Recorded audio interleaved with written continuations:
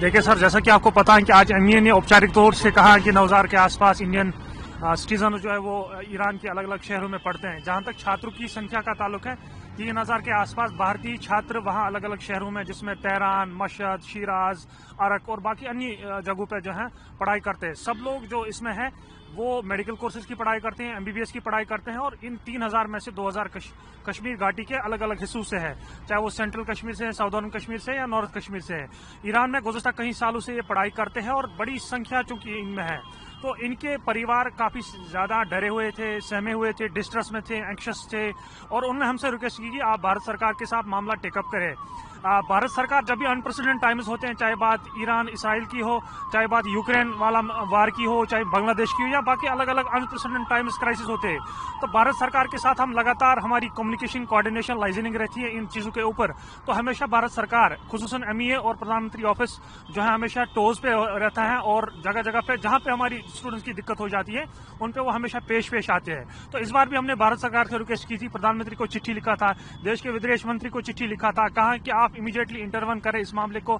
और जो हमारे बच्चे अलग अलग शहरों में फंसे हुए हैं, उनके परिवार परेशान है, उनके परिवार डिस्ट्रेस में है, उनको जल्द ही भारत इवैक्यूएट लाया जाए, क्योंकि इनके जो परेशान है परिवार, उनको सयाफ रिलीफ मिल जाए। तो भारत सरकार ने औपचारिक रूप से हमें कल इन्फॉर्म किया कि भारत सरकार एक बाज़ाब्ता तौर अपने स्टूडेंट्स को उनके लिए एक बाज़ाब्ता तौर ऑपरेशन जो है लॉन्च कर रही है। क्योंकि इसमें काफी सारे पेरेंट्स का जो है कहना था कि इनको कहा गया कि आप अपने ही विदाउट सेफ्टी सिक्योरिटी उनको फराहम नहीं किया गया है और किया जा रहा है, जिसको लेके जो है हमने मिनिस्ट्री से मामला टेकअप किया था। और बाज़ाब्ता तौर उन्होंने कहा कि सुरक्षा में उनकी कोई चूक नहीं होगी, सेफ्टी सिक्योरिटी जो एयरपोर्ट तक जाने के लिए रास्ते हैं उसको जो है एम्बेसी और एमईए ऑफिशियल टोज पे हैं और वो उसको जो है मैनेज करेंगे।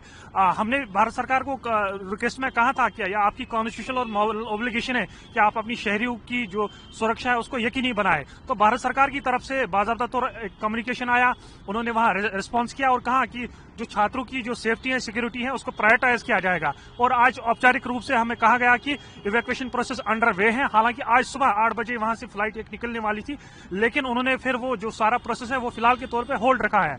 वो इस वजह से होल्ड पे रखा गया है क्योंकि वहां जो एयरपोर्ट उसमें जो है क्लोज थे, एयर स्पेस क्लोज थी, उसको लेकर रात देर गए उसको खोला गया। और भारत सरकार और एमईए ने कहा कि हम ईरानियन काउंटर पार्ट से मामला हमने टेकअप किया है, हम सिचुएशन को एनालाइज कर रहे हैं, कहाँ पे दिक्कत है, कहाँ पे जो है कई सारी सिटीज में जो है हालात जो है नरम हो रहे हैं, हालात स्टेबल हो रहे हैं। क्योंकि हालात इन कई दिनों से जो है खराब थे, प्रोटेस्ट थे, डिमॉन्स्ट्रेशन था, क्रैकडाउन था, जिसको कि लेके हमारे जो पेरेंट्स कश्मीर में हैं वो काफी ज्यादा परेशान हो गए थे। तो फिलहाल के तौर पे ऑपरेशन होल्ड पे रखा गया है। और जो बच्चे आना चाहते हैं, अपना टिकट जिन्होंने खुद बुक किया है, उसके लिए भी भारत सरकार उनको मदद कर रहा है, फैसिलिटेट कर रहा है ट्रैवल एयरपोर्ट तक, उनकी सुरक्षा, उनकी सेफ्टी और बाकी जो इश्यूज है उसको एड्रेस करने के लिए एमईए और बाकी एम्बेसी के ऑफिशियल्स जो है टोज पे है और सारा सुरक्षा के इंतजाम किए गए हैं। फिलहाल आज के तौर पे जो है आज शाम रात देर गए 12:30 बजे एक फ्लाइट आ रही है जो कि कनेक्टिंग फ्लाइट आ रही है। वो पहले तेहरान से यहाँ शारजा एयरपोर्ट जाएगी, शारजा से फिर दिल्ली एयरपोर्ट रात के 12:10 पे आएगी। दूसरी फ्लाइट महान एयरवेज के थ्रू आ रही है, एयरलाइंस के थ्रू आ रही है, वो डायरेक्टली दिल्ली एयरपोर्ट पे आएगी, वो रात के 2:30 बजे के आसपास होगी। कुल मिला के 2 फ्लाइट्स हैं और इन 2 फ्लाइट्स में पिलग्रिम्स भी हैं और इसमें जो है हमारे स्टूडेंट भी मौजूद हैं।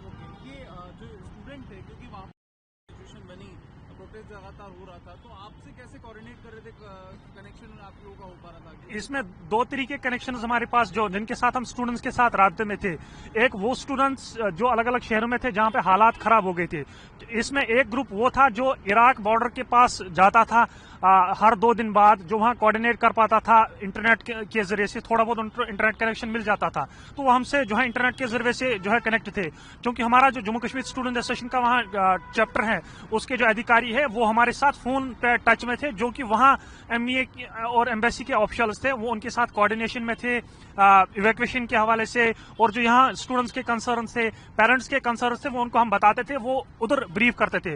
इधर हम एमईए ऑफिशियल्स के साथ दिल्ली में जो है संपर्क बनाए थे। तो कहने का गर्ज था तो इसमें जो है इसमें कांस्टेंट कोऑर्डिनेशन और कम्युनिकेशन था, ताकि किसी भी लेवल की चूक ना हो, ताकि सुरक्षा जो है, जो सेफ्टी हमारे छात्रों की है, हमारी पिलग्रिम्स की है, हमारे जो काम करने वाली की थे, उसको यकीनी बनाया जाए। स्टूडेंट्स की संख्या ज्यादा है पिलग्रिम्स से? जाहिर सी बात है, इसमें स्टूडेंट्स की संख्या कश्मीर से 2000 है, कुल भारत से जो है 3000 के आसपास है। उसके बाद भी कुछ आपकी बातचीत हुई, क्योंकि 9000 के करीब बताए जा रहे लोग हैं, तो बिल्कुल बिल्कुल, आज भी 3 बार दिन में बात होगी। जो अलग अलग शहरों में अरक हैं, जिसमें शिराज है, मशहद है, तेहरान है, जो है आने वाले दिनों में जो है आएंगे, और उसके लिए भारत सरकार उनका इवैक्यूएशन ऑपरेशन को लेके वो सिचुएशन को एनालाइज कर रही है। ईरानियन गवर्नमेंट से जो है कोऑर्डिनेट कर रही है कि किस प्रकार से हम जो है इवैक्यूएट करेंगे स्टूडेंट्स को।